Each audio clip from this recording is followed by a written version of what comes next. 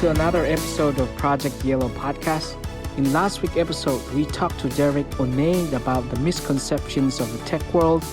And today's episode, we will talk about Orr Fellowship and product marketing with Lauren Shomaker. She recently graduated from Xavier University in 2021. Even with no experience in the tech industry and any marketing experience, Orr Fellowship gave her a great opportunity. Orr Fellowship is a 2-year post-graduation plan for college students, and she ended up at Inovatemap. Find out more in this episode about ways to find your community, your strengths, and how product marketing works. As always, thank you for each and every one of you for your support to this project. Let's begin. Hi, good morning. Thank you for showing up. First, can you tell me about a little bit about yourself, your background in product marketing? Sure. So my name is Lauren King. I joined Orr Fellowship right as I graduated from Xavier University. So when I was in school, I studied marketing and minored in advertising. At the time, actually, when I went to school, I had no idea what I wanted to study. I was completely undecided, and I felt a lot of pressure to pick something, but I didn't know the best way, I guess, to figure out what my passions and strengths were. So my strategy was just kind of like take the core classes of everything and figure it out from there. And surely I did. And kind of the thing that made me decide marketing was I took just this really basic introductory marketing class, but we had this partnership project with Kroger, actually. And that project gave me confidence. It helped me realize that I was enjoying the schoolwork and I wasn't just dreading doing homework. And that was kind of what flipped the switch for me. And so studied marketing at Xavier, graduated in May of 2021. And in June, right after, I started with Orr Fellowship. Orr Fellowship is a 2-year postgraduate program for people who, whether you know what you want to do or not, it's really for people who have like a business leadership and entrepreneurial mindset. And so I personally knew that I wanted to do something in marketing, and I didn't really want to do sales. Nothing wrong with sales. I just wasn't good at it. It wasn't where my passion was. So Orr Fellowship had a lot of marketing positions, but the nature of it is you could have any job within business, which can be intimidating. But for someone who kind of knew what they wanted to do, but really wanted like a nurturing system of experts to help me continue to figure out what the best career path for me was, Orr Fellowship was a great option. So of course I applied, I went through the recruitment process and landed at a company called Inovatemap, where Daniel worked as well. And so the reality is I never would have known that this company existed without Orr. So Orr will match you for 2 years with a company in the Indianapolis area. And you can have any number of jobs. I'm in a position where I'll be in the same job, and that's product marketing for the full 2 years. But some companies will do like a rotational program. So I could have been somewhere where I did like a 6-month rotation in sales or finance or even HR in addition to marketing. And so again, like it's okay if you have an idea of what you want to do, but you have the opportunity to kind of get your hands in a lot of different areas of the business. And then real quick, I'll talk about, other than the job, the perks of being in Orr. So another reason I applied for Orr Fellowship is because of the community and the continued learning aspect. So I'm a person that likes structure. And so a lot of people are super great with, these are my goals that professionally I want to learn and achieve on my own. I want to get these certifications. I want to learn. I like learning, but I just needed more support in that sense of like, okay, well, how do I go about continuing that learning and being around people my age? When I was in college, I did a summer internship at a big city where I knew no one else. My job was fantastic, but I was so lonely after working on the weekends. And I knew kind of when I was looking for postgraduate options, I needed something that had a community. And with Orr Fellowship, you have 50 to 60 other people who also just graduated. They're your age, and they're going through the same stage of life together. So I knew that community would be important, and that's certainly been true. I have a lot of great friends. I just got married, and some of the Orr Fellows were in my wedding. And so you develop those relationships outside of work pretty quickly. And then professionally, of course, you get, um, we have monthly business leadership speaker series. We have pitch competitions, case competitions. We get a continued learning stipend that we can use on anything we want related to continued learning. So, all right, I know I just blabbed a lot about Orr, but that's kind of just, the benefits rolled into one and how I got to the company where I am today. Thank you so much. Do you know if there's an organizations like Orr Fellowship for college students to think about?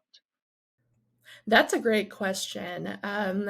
I was actually part of a research team that did a little research on this, and the truth is, there are not a lot of one-to-one options that are very similar to Orr Fellowship. Orr Fellowship is very unique, and it is just an indie.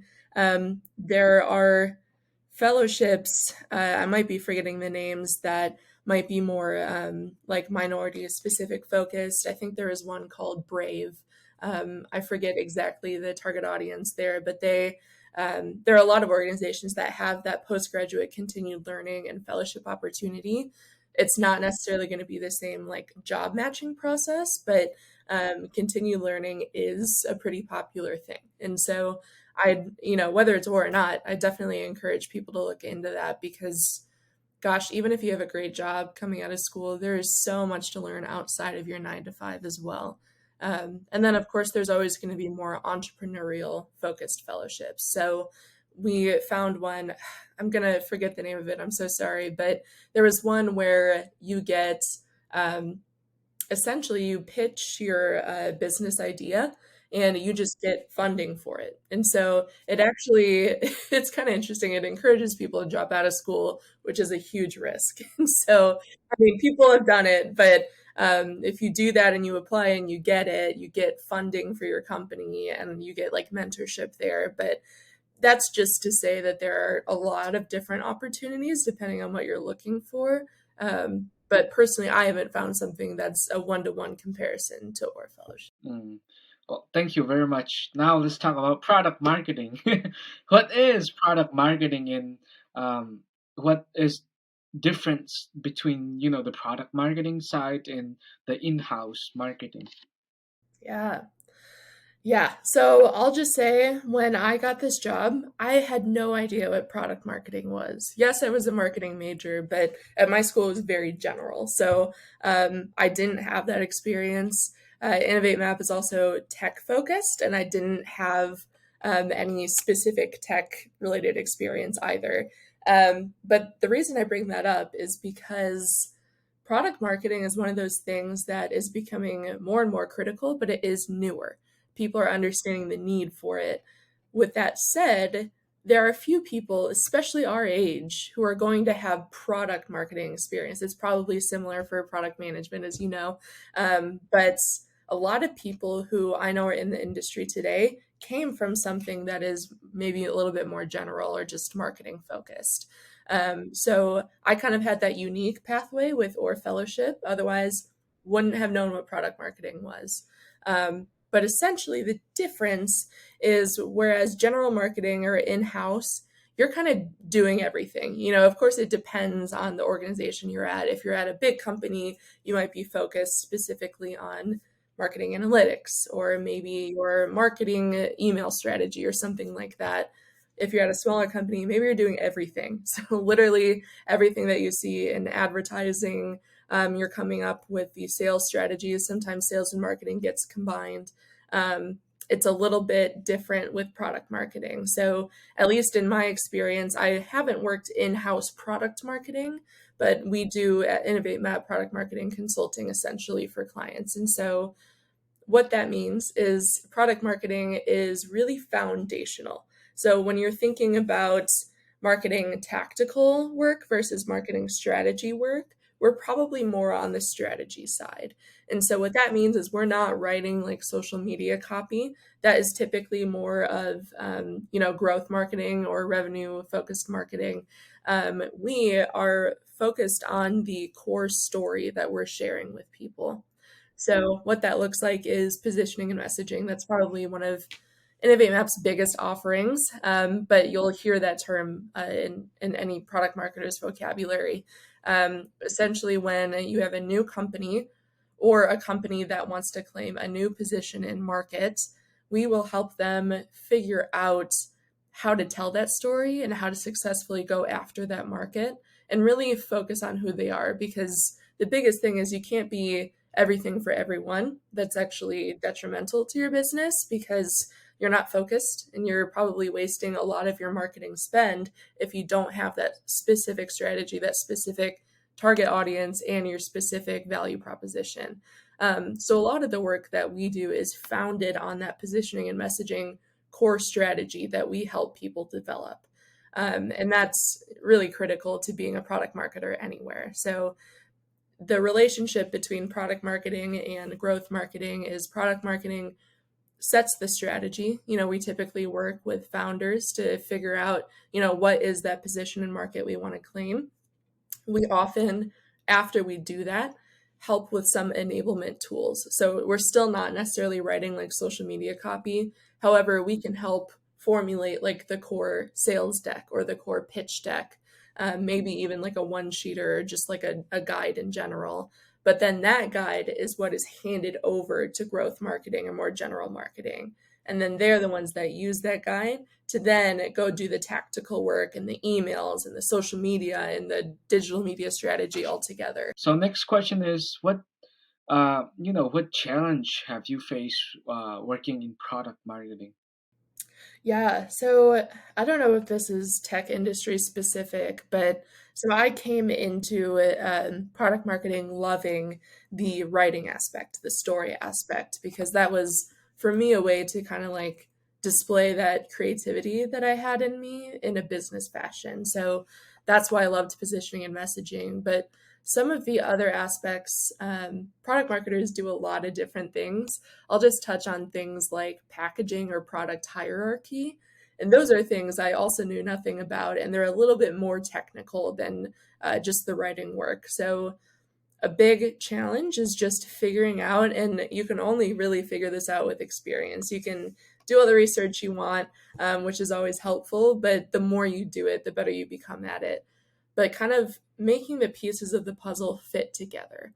And what I mean by that is when you're thinking about product hierarchy, that's essentially, how is this company going to organize all the products or offerings that we have and then tell people about it in terms of packaging. So when you see Zoom, for example, Zoom isn't one of our clients, but they're a tech company that a lot of people know, and they have those different tiers and those packages with their pricing. So they have a basic, but then they have like a larger enterprise plan, for example. We would have to help them figure out, all right, what are the packages we actually have? We don't necessarily do pricing, but that is part of like a general product marketer's wheelhouse. But what features go into those tiers within those packages, or what do we even want to offer as a company? And then how are we going to equip our sales team to talk about it? And so, that's making those pieces of the puzzle fit together can be challenging. And so that is definitely something that is a key part of a product marketer's wheelhouse and strategy. And that's been hard just because you need experience doing it and it takes a lot of time. Right. What kind of skills do you need to become a successful product marketer? Mm, that's a great question. I think you need a very high attention to detail, and I'm sure that's true for a lot of careers. But when you're thinking about taking all of the inputs that you're getting from people, whether it's the founders you're working with or just your team if you're in-house, you need to be able to synthesize all of that and then dissect what is most important to talk about. And you need to be able to be very savvy with what is the product and what is the audience, and how do the things the product offers and the audience, what are their pains and needs? How does that mix with your position in market, and how do you tell the best story or put together the best packages or product hierarchy, and even the sales deck and the enablement materials afterwards. So taking that attention to detail and just applying it to the right places and being organized about it is really important. Um, I would say, I would argue that creativity is also important too. You don't necessarily need to be coming up with the punchy one-liners. It's always helpful and it's fun, but you do need to help people think differently about their product. You need to be able to help them make bold claims that are, of course, true and accurate. But the goal is to stand out in market, right? So, as with any marketing, but still in comparison with product marketing, you need that creativity, you need that attention to detail, and being organized is always very, very helpful. I feel like people often hear creative and they think, oh, that's less organization. No, you need it all together. And that's going to be your best combination there. Question that I want to ask is how do you stay up to date on latest trends, and how can college students, learn from the thing that you're, or the people that you follow, or the book that you read, or the exercise that you're doing? Yeah, so that's a great question. I could do a better job of it, I'll admit that, but there are always going to be communities. So, one really great community is Product Marketing Alliance. I'm pretty sure they're based out of London, but they do conferences, they have a Slack community. People are constantly posting, just inspiration, tips. You can ask questions and people will help respond. And it's a great place to even look for jobs and just look for inspiration there too. So highly recommend Product Marketing Alliance. They also offer, I haven't done them, but they offer their own certification courses and everything that is product marketing. So that would be number one suggestion there. Um, Book for reading, Loved.